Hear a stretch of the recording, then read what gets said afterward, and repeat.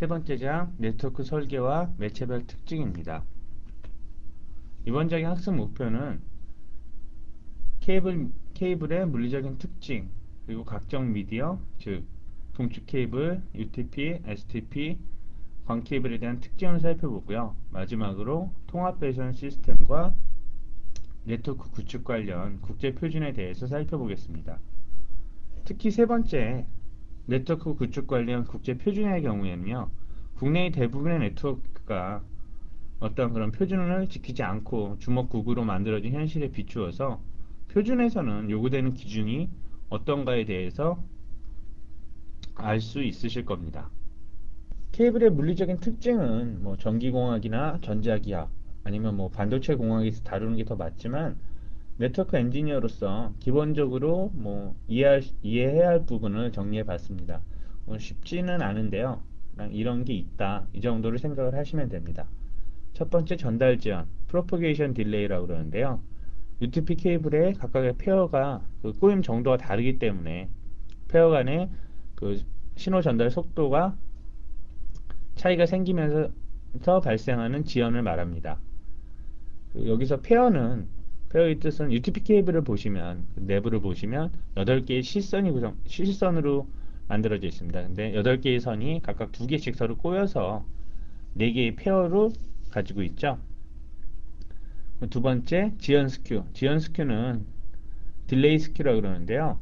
그 UTP 케이블에서 어떤 그 4개의 페어 중에서 신호가 제일 빨리 가는 페어와 제일 느린 페어 간의 그 지연 차이를 말합니다. 세 번째, 근단노화. 넥스트라고 더 많이 쓰죠. 니어 앤 크로스토크인데요. 여기서 케이블이 조밀하게 꼬여 있으면 상쇄 효과가 커지기 때문에 데이터의 전송 속도가 높아집니다. 반대로 그 케이블이 조밀하게 꼬여 있지 않으면 크로스토크가 발생하는데요. 어떤 그 보통 전화를 할 때 아주 뭐 요즘은 그런 일이 별로 없지만 그 저와 통화하는 상대방 외에 다른 사람의 목소리 들리는 게 있죠. 이게 크로스토크죠. 여기 네트워크에서도 똑같습니다. 즉 전송을 해야 되는 데이터가 있는데 이 데이터 말고 다른 데이터, 즉 다른 신호가 제 그 케이블에 들어오게 돼서 그 신호 전달에 문제가 생기는 때를 말합니다. 감쇄, 즉 신호가 약해지는 것을 말하죠. 신호가 약해지는 이유는 크게 두 가지 이유가 있습니다. 표피 효과와 유전 손실, 스킨 임팩트와 다이엘렉트릭 로스가 있다.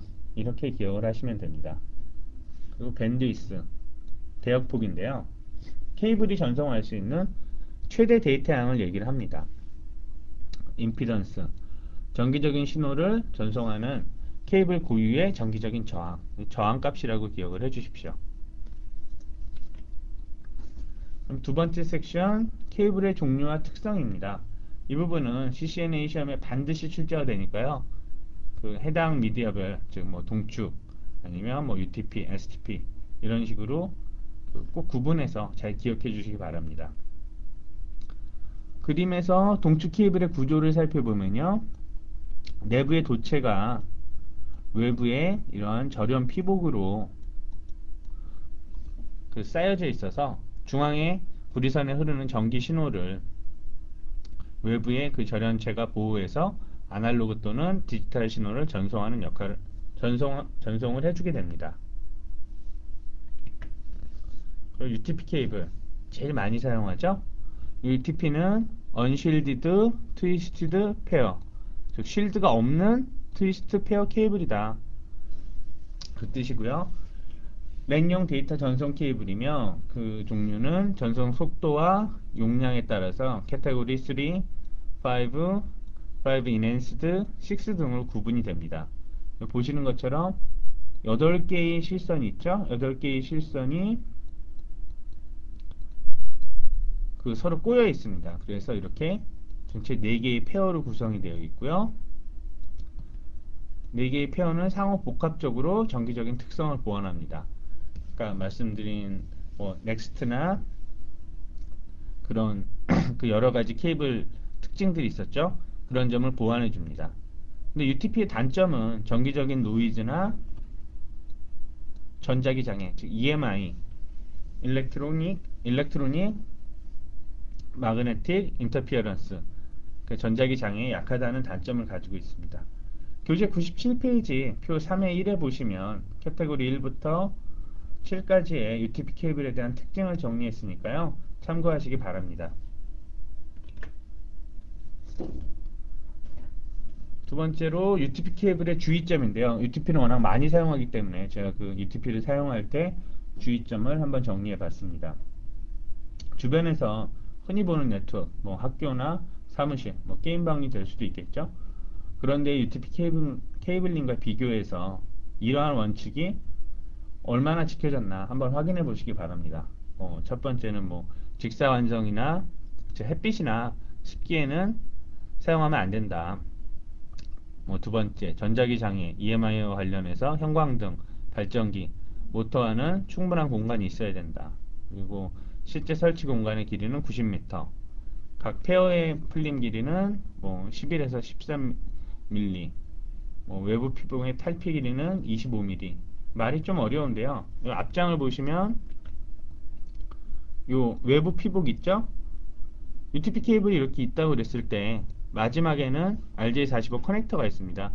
이 커넥터를 연결하기 위해서 이 마지막 부분에 그 외부 표피를 벗겨줘야겠죠. 그 길이를 얘기를 합니다. 그리고 인장력의 길이는 11km, 즉 잡아당기는 힘은 11km 이내여야 된다는 뜻입니다. 그리고 케이블 그 UTP 케이블 전체를 케이블 타이로 너무 꽉 묶거나 스테플러를 이용해서 벽에다 이렇게 고정시키면 안 됩니다. 그리고 서로 끊어진 케이블을 연결해서는 안 된다. 즉 UTP 케이블이 있을 때 이렇게 두 개의 케이블을 끊어졌는데 조금 모자르다. 전체가 10m면 되는데 내가 9m 밖에 생각을 못했다. 그래서 이 1m 때문에 새로 10m를 쓰기가 싫어서 요걸 케이블 대 케이블로 연결해서 사용하는 경우도 있는데요. 이런 경우는 안 되고요.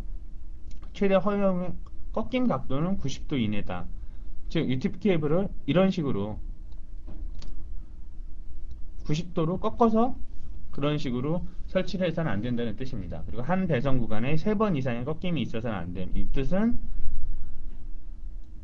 벽에 있는 아웃렛과 PC를 연결할 때 제일 좋은 건 직선이겠죠. 근데 PC가 만약에 여기 있다. 그럼 한 번 꺾고 이런 식이 되지만 꺾고 한 번 꺾죠. 두 번 꺾고 또 꺾으면 안 된다는 겁니다. 그러니까 이만큼 계속 꺾여서는 안 된다. 마지막에는 총 꺾임의 각도는 180도 이내여야 된다. 그러니까 3번까지 가능하지만 이 3번의 합친 값은 180도 이내여야 한다. 이것입니다. 사실 위의 기준이 100% 다 지켜진 네트워크는 거의 없습니다. 왜냐? 사실 실제 사용할 때 문제가 별로 발생이 안 되거든요. 그러나 한 번에 잘못된 케이블링은 잠재적으로 문제가 될 소지가 있으니까요. 최초 시공 시에 최대한 규격을 지키는 것이 좋습니다. 그러니까 규격, 이런 약속을 지켜주는 것이 좋다는 거겠죠. 다음은 STP 케이블입니다. STP 케이블은 쉴드 트위스트 페어, 즉 트위스트 페어 케이블인데 쉴드가 있는 케이블을 말합니다. 즉 이중의 차폐로 각각의 페어와 보시면 내부의 차폐가 되어 있죠. 내부와 케이블 그 외부가 이중의 절연체로 구성되어 있습니다. STP의 경우 예전에 IBM의 토큰링에서 사용했으니까 지금은 거의 사용되지 않지만요. 보시면 카테고리 7의 그 케이블의 경우에는 STP 형태로 만들어지기 때문에 UTP보다 큰 대역폭을 가지고 음성이나 데이터, 동영상을 전송하는 데 사용됩니다. 그렇기 때문에 향후에는 지금보다 훨씬 흔하게 사용될 걸로 예상되고 있습니다. 미디어 중에 마지막으로 광 케이블인데요. 광 케이블은 크게 두 가지, 멀티 모드와 싱글 모드로 구분이 됩니다. 케이블의 구조를 먼저 보시면요. 그 케이블의 중앙에는 유리 섬유가 있어서 광신호를 전달을 해주고요. 외부에는 플라스틱 피복이 있죠. 두 번째 그림을 보시면 싱글 모드와 멀티 모드를 구분하실 수가 있으신데요. 첫 번째 싱글 모드 케이블에 대해서는 하나의 케이블에 하나의 신호만 보낼 수가 있습니다. 근데 멀티모드 광 케이블 같은 경우에는 이 두 가지가 멀티모드인데요. 이게 하나의 케이블이지만, 즉 이렇게 하나의 케이블이지만 복수의 광신호, 여기 신호 1번, 신호 2번 이런 식으로 복수의 광신호가 전송이 가능합니다. 그래서 멀티모드 광 케이블에 대해서는 코어가 넓기 때문에 복수의 광신호가 통과 가능하고요.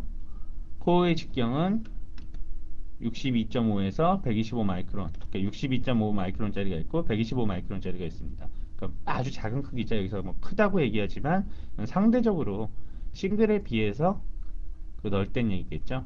그리고 통상적으로 5km 이내에서 사용됩니다. 싱글 모드 광 케이블에 대해서는 코어의 폭이 매우 좁기 때문에 언제나 하나의 광신호만이 코어를 통과할 수 있습니다. 코어의 직경은 5에서 10 마이크론. 비교해 보시면 거의 10분의 1이죠. 이럴 때는 먼 거리와 대용량을 지원하게 됩니다. 그래서 각종 케이블 미디어의 특징을 하나의 표로 정리를 해봤습니다. 보시면 동축 케이블, STP, UTP, 광이 있는데요. 대역폭, 기본적으로 각종 미디어가 지원할 수 있는 밴드위스겠죠. 동축 케이블에 대해서는 보통 10에서 100메가, STP는 100메가, UTP는 1기가까지, 광 케이블은 보통 10기가까지라고 얘기를 합니다. 그래서 매체 크기 같은 경우에는 지금 상대적인 크기를 얘기하는데요. 동축 케이블이 크고요. STP는 보통, UTP는 작고 광도 작습니다. 보통 광 케이블이 UTP보다도 더 작죠. 훨씬 가느니까요. 그리고 전자기 장애에 대해서 EMI 장애에 대해서 그 영향을 받는가? 동축 케이블은 거의 받지 않습니다. STP도 마찬가지로 STP 이중에 차폐가 되어 있었죠. 그러니까 거의 받지 않고요. UTP는 U가 언실드 되었죠. 그러니까 매우 크게 받습니다. 광은 전자기 장애 같은 경우에는 지금 전기 신호에 대한 장애죠. 근데 광은 광신호기 때문에, 즉 빛이기 때문에 영향이 아예 없습니다. 최대 지원 길이의 경우에는 동축 케이블은 보통 500m, STP는 100m, UTP도 100m, 광은 100km까지도 지원이 됩니다. 마지막으로 이제 가격인데요. 가격에 따라서 그 미디어의 사용 빈도가 정해지겠죠. 동축 케이블은 저렴하고요. 다 상대적인 값입니다. STP는 비쌉니다. UTP는 제일 싸고요. 광은 제일 비쌉니다. 여기서 생각해 보시면 광은 제일 비싸지만 여러 가지 장점이 있기 때문에 길이도 길고 대역폭도 크고요. 그래서 꾸준히 사용되죠. 여기서 비교할 점은 STP와 UTP인데요. 비교해 보시면 아까 STP의 경우에선 쉴드가 있어서 EMI 장애를 받지 않는다. 근데 UTP는 쉴드가 없기 때문에 EMI 장애를 많이 받는다. 이렇게 말씀을 드렸죠. 근데 여기서 비교점이 가격이 차이가 있기 때문에 워낙 싸고 비싸기 때문에 STP는 거의 사용되지 않았고 대세는 거의 UTP가 사용이 되었습니다. 유럽의 경우에서는 사실 이 EMI 문제를 상당히 민감하게 생각을 하거든요. 그래서 UTP를 사용을 하더라도 그 EMI를 막을 수 있는 그런 또 보호 덮개 같은 거를 충분히 꼭 시공을 해야 된다. 이런 식으로 얘기를 합니다. 세 번째 섹션으로 통합 배선 시스템과 네트워크 구축 관련 표준입니다. 통합 배선 시스템이란 다양한 종류의 케이블로 인해서 배선량의 증가와 관리의 어려움이 증대되고 사무실의 구조 변경과 시스템의 이동, 확장에 따른 중복 배선, 재배선으로 경제적 손실이 많이 발생이 됩니다. 그랬을 때 통합 배선 시스템을 사용하게 되면 건물의 내부와 건물 간에 요구되는 각종 통신망을 일원화해서요 신속하게 구축하고 구축 후에도 쉽게 관리를 할 수 있습니다. 그래서 통합 배선 시스템의 범위는요 음성 통신을 위한, 즉 전화를 위한 전화 배선과 데이터 통신을 위한 램 배선 계통으로 구분이 됩니다. 다음은 통합 배선 시스템 관련 표준입니다.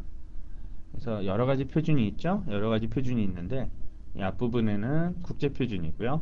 이 밑에 아랫부분은 국내 표준입니다. EIA, TIA 568A, 569, 606, 607 뭐 이런 식으로 해서 통신 선로, 통신 관로 이 차이는 이 백본 케이블링이냐 아니면 호리존탈 케이블링이냐 이 차이를 얘기를 합니다. 그리고 606 같으면 관리 표준, 즉 어떻게 관리를 해야 된다 이런 것도 표준이 있고요. 그리고 접지 요구사항, 그 번개에 대해서 어떤 식으로 천둥 번개에 대해서 어떻게 접지를 해야 되느냐 이런 것도 가지고 있죠.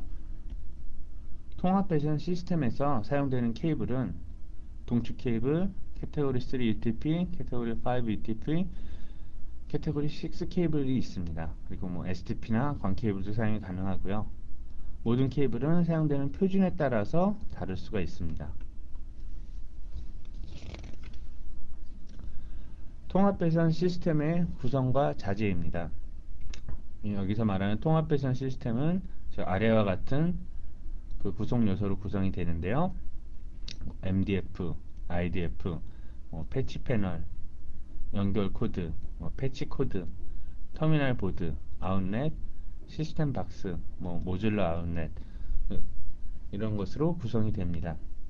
그래서 제일 중요한 개념은 이제 MDF와 IDF인데요. 교재에 자세히 나와 있으니까 교재를 참조하시기 바랍니다. 이러한 이 통합 배선 시스템의 하위 시스템으로는 이제 5가지 앞에 구성 요소들이 이 서브 시스템으로 합쳐지게 됩니다. 그래서 단말기 배선, 수평 배선, 관리자 배선, 수직 배선, 장비 배선 등이 있겠습니다. 각 시스템의 특징은 교재 103페이지에 설명되어 있으니까요. 참고하시기 바랍니다. 다음은 네트워크 구축 관련 표준입니다. 첫 번째로 EIA, TIA 568A인데요. 568A는 상업용 건물의 통신선로 설치 기준입니다. 즉, 이 범위는 3000제곱미터에서 100만 제곱미터 이하의 사용자 수는 5만 명 이하의 상업용 빌딩에 대한 케이블링 표준입니다. 케이블링 구조를 보면요. 다음과 같이 나눌 수 있는데요. 수평 케이블링이나 백본, 작업구역, 통신실, 장비실, 입구 시설로 나눌 수 있습니다. 이제 구체적인 내용을 살펴보겠습니다. 먼저 첫 번째로 수평 케이블링입니다. 568A의 최소 요구사항은 수평 케이블링을 할 때 캐테고리 3 이상의 UTP를 사용해야 된다. 추가적으로 캐테고리 5 이상의 UTP를 사용하거나 STP 또는 멀티모드 광 케이블이 사용 가능합니다. 수평 케이블링이기 때문에 즉 멀티모드가 사용되는 거겠죠. 앞에 미디어 설명을 드릴 때 멀티모드는 짧은 거리를 간다고 했습니다. 그래서 수평이기 때문에 100m 이내고요. 즉 최대 거리는 작업구역에서는 90m, 패치 케이블은 10m입니다. 여기서 작업구역이란 벽에 있는 아웃렛에서 벽이나 이제 바닥이 있을 수 있겠죠. 호스트 장비까지, 즉 PC까지의 연결 구간을 얘기를 합니다. 여기서 사용 가능한 케이블은 요 위에서 말씀드린 캐테고리 3, 5, 그 다음에 STP, 광 케이블 모두 가능하고요. 커넥터와 케이블 사이의 길이는 12mm 이내입니다. 그 UTP 기준인데요. 즉 UTP 케이블이 있을 때 UTP의 케이블의 끝은 RJ45 커넥터가 있죠. 그래야지 이제 연결을 할 수 있으니까요. 연결을 할 때 이 부분 케이블과 커넥터의 연결을 위해서 피복이 벗겨지는 부분입니다. 그 부분은 12mm, 즉 1.2cm 이내이어야 합니다. 그리고 최소한의 요구사항보다 여유있게 케이블이나 포트를 추가하는 것하고 각 아웃렛에 매체를 다양화하는 것이 향후 확장 가능성을 고려했을 때 바람직한데요. 구체적인 예를 들으면 최근에 만들어지는 사무실의 경우에는 개별 자리마다 3개 이상의 포트가 있는 편이 바람직합니다. 첫 번째로는 그 일반 PC용, 그리고 보통 요즘은 PC를 쓰면서도 노트북을 쓰는 경우가 있죠. 그렇기 때문에 이제 세컨드 PC, 그러니까 두 번째 컴퓨터를 위한 포트가 필요하고요. 마지막으로는 IP폰을 사용하는 경우가 많기 때문에 즉 전화도 데이터망을 이용하는 거죠. 그러면 IP폰을 위한 커넥터가 하나 더 있어야 됩니다. 그래서 보통 3개 이상 만들어지는 것이 향후 확장성을 고려했을 때 바람직합니다. 수평 케이블링을 할 때 주의점은 최초 설계를 할 때 통신실과 작업구역 간의 그 거리를 최소화하기 위한 그 최적의 통로, 최적의 패스웨이를 찾아야 하고요. 그렇기 위해서는 시설물의, 즉 건물의 그 구성 및 내부 설계를 완벽하게 이해를 해야 합니다. 그리고 두 번째로는 이 경로와 전력선, 장비 사이에는 충분한 간격이 있어야 됩니다. 즉 최적 경로지만 만약에 전기선 한 가운데로 들어간다. 그러면 이건 사용할 수가 없겠죠. 그 이유는 아까 미디어의 특성을 다시 한번 기억을 하시면 되는데요. UTP는 쉴드가 없기 때문에 EMI에 약하다고 그랬었죠. 그리고 케이블 통로의 사용 요구사항은 쉽게 해야 되고, 케이블의 남은 부분, 즉 케이블을 정확하게 내가 10m가 필요하다고 그래서 딱 10m만큼만 케이블링을 하지는 않습니다. 보통 한 10%에서 20% 정도 여유를 두는데요. 그렇게 되면 그 나머지 부분이 생기겠죠. 그런 부분을 저장할 부분과 최소 굴곡 반경, 아까 말씀드린 거 있었죠. 90도 이상 꺾이면 안 된다. 이런 식으로 해서 깨끗하게 마무리할 수 있는 방법을 선택하여야 합니다. 교재 105페이지 그림 3-10은 수평 케이블링의 구조를 보여줍니다. 그 다음은 두 번째로 백본 케이블링입니다. 모두 568A에 포함된 내용이죠. 백본 케이블링에서 사용되는 케이블은 UTP, STP, 멀티모드 광 케이블, 싱글 모드 광 케이블 모두 사용이 가능합니다. 여기서 이제 싱글 모드가 사용이 되었죠. 최대 거리는 UTP의 경우는 최대 800m, STP의 경우는 700m, 멀티모드 광 케이블은 2000m, 싱글 모드 광 케이블은 3000m입니다. 그래서 헷갈려 하시는 경우도 있는데요. 이건 지금 보통 이더넷의 특징을 생각을 하실 때 UTP는 100m 아니냐 이렇게만 생각을 하시는데, 이거는 그게 아니라 어떤 표준에서 백본 케이블링 전체에 대한 미디어별 거리입니다. 그래서 좀 숫자가 다르다는 거 요거 기억하시고요. 수평 배선이 잘못됐을 때, 즉 한 대의 PC가 개별 사용자의 자리에 있는 PC와 벽에 있는 아웃렛을 연결하는 이게 잘못되면 다 한 명의 사용자가 영향을 받지만, 백본 케이블링이 잘못되면 잠재적으로 수많은 사용자가 영향을 받고, 최악의 경우에서는 전체 케이블링을 다시 해야 됩니다. 그렇기 때문에 크기와 확장성을 충분히 고려해야 됩니다. 확장성은 진짜 쉽지 않은 문제인데요. 트래픽이 얼마나 많이 늘어나느냐는 기술의 발전에 따라서 갑자기 킬러 어플리케이션이라고 그러죠. 갑자기 확 늘어날 수 있으니까 충분히 고려를 해야 됩니다. 그리고 백본망의 최적 경로를 결정을 할 때는 시설과 캠퍼스의 모든 면이 고려되어야 하고요. 실제 사용될 공간의 통로나 공간에 대해서 충분한 조사가 이루어져야 됩니다. 즉 설계도상에는 아무 이상이 없는 것 같은데 막상 가보니까 습기가 많다든가 그렇게 되면 사용할 수 없겠죠. 백본 케이블링은 교재 106페이지 그림 3-11에서 보여드리고 있습니다. 세 번째, 작업구역입니다. 작업구역에 관련된 표준이고요. 568A의 작업구역 관련 표준은 개별 장비의 인풋 아웃풋 IO를 연결시키는 코드류 케이블과 어댑터 코드류에 대해서 정의를 합니다. 그래서 RJ45를 써야 된다. 그래서 이런 구체적인 어떤 커넥터를 써야 된다 이런 얘기고요. 그 시공자는 코드나 커넥터 이런 뿐만 아니라 익스텐션 코드는 모두 공장에서 만들어진 코드를 사용해야 된다. 이 얘기는 즉 어떤 사람이 손으로 만들 때는 가끔 실수를 하게 되죠. 그래서 어떤 그런 확실한 성능을 보장할 수 있는 그런 커넥터나 코드를 사용해야 된다는 점입니다. 시공자는 아웃렛에서 사용자 단말이라는 건 컴퓨터가 될 수도 있고 전화가 될 수도 있겠죠. 연결하는 연결 코드를 설치하여야 한다. 이것이 이제 아까 말씀드린 대로 최소 기준입니다. 이거 지켜졌으니까 됐다 이게 아니고요. 즉 10제곱미터당 1개 이상의 아웃렛을 지원해야 한다 하지만 한국에서는 요즘은 보통 3-4제곱미터에 최소한 1개 이상의 아웃렛을 지원해야 됩니다. 1개도 적죠. 아까 제가 보통 자리마다 3개라고 그랬죠. 그래서 처음엔 좀 과하다 싶을 정도로 해도 이것은 한 1, 2년만 지나도 야, 포트가 모자라 이런 얘기가 많이 나오게 됩니다. 그래서 충분히 여유 있게 만들어야 합니다. 다음은 통신실 관련 표준입니다. 통신실은 뭐 PBX와 같은 공용 장비를 다른 곳의 하이 시스템으로 할당을 하거나 아니면 두 개의 하이 시스템을 하나로 묶기 위해서 이러한 크로스 커넥터 자재나 인터커넥터 자재로 구성이 됩니다. 크로스 커넥터 자재와 인터커넥터 자재는 공용 장비 회로를 빌딩 내나 아니면 빌딩 안에 여러 곳에 이동하기 쉽게 해주는 거고요. 크로스 커넥터는 점퍼선과 패치 코드로 구성이 됩니다. 패치 코드를 이용하면 점퍼선 시공 때 이용하는 특별한 장비도 없어도 회로를 쉽게 재배치할 수 있습니다. 그러니까 패치 코드라는 거는 보통 이거를 실제로 보면 되게 쉬운데 이걸 말로 설명드리니까 어려운 것 같은데요. 즉 연결을 할 때 PC가 있고 아니 여기 그 중앙에 백본에 있는 스위치가 있다. 이걸 연결할 때 그냥 선으로 이런 식으로 연결이 되면 만약에 옮기게 되면 다른 곳으로 이동을 하게 되면 케이블링을 새로 해야 되죠, 전체를.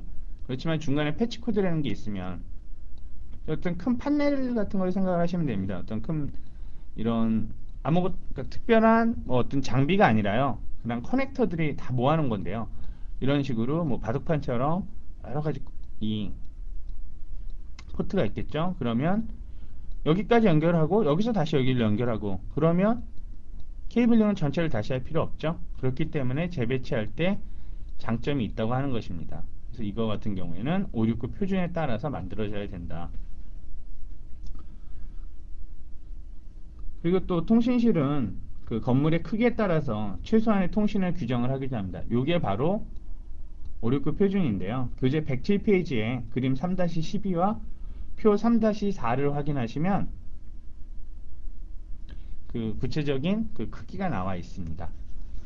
마지막으로 장비실과 입구 시설 관련 표준입니다. 장비실은 케이블과 커넥터, 장비실 관련 지원 자재로 구성이 되고요. 장비실 자체는 EIA, TIA 569 표준에 따라서 만들어져야 합니다. 입구 시설은 한 빌딩의 케이블을 다른 빌딩의 구내에 있는 통신 장비나 장치까지 확장하는 데 사용이 되고요. 전송 매체와 빌딩 간 통신 설비를 제공하는 지원 하드웨어를 필요로 합니다. 전송 매체로는 주로 광 케이블을 이용하고 거리가 짧을 경우에는 복수의 UTP를 사용하기도 하는데요. 당연히 빌딩과 빌딩의 연결이기 때문에 대부분의 경우 광 케이블을 사용하게 됩니다. 복수의 UTP를 사용하게 되면 일단 관리도 어렵고요. 그리고 시공하는 데도 쉽지 않겠죠. 또한 UTP는 EMI나 습기 이런 것에 많은 제한이 있기 때문에 광 케이블을 사용하는 것이 보다 바람직합니다. 그리고 각 건물의 케이블 인입부, 즉 케이블이 들어오는 부분에는요, 낙뢰로 인한 장비의 손상을 방지하기 위해서 피레침이나 관련 시설이 설치되어야 합니다. 즉 번개가 케이블을 타고 들어와서 장비에 손상을 주면 안 되겠죠. 입구 시설 또한 EIA, TIA 569 표준에 따라서 만들어져야 합니다. 이번 장에서는 CCNA 시험에서 다루는 것 이상의 많은 부분을 다루었습니다. CCNA 시험의 경우 통합 배선 시스템이나 네트워크 구축 관련 표준은 출제되지 않기 때문에 크게 신경을 쓰셔도 되지 않지만 네트워크의 기본이 되는 내용이므로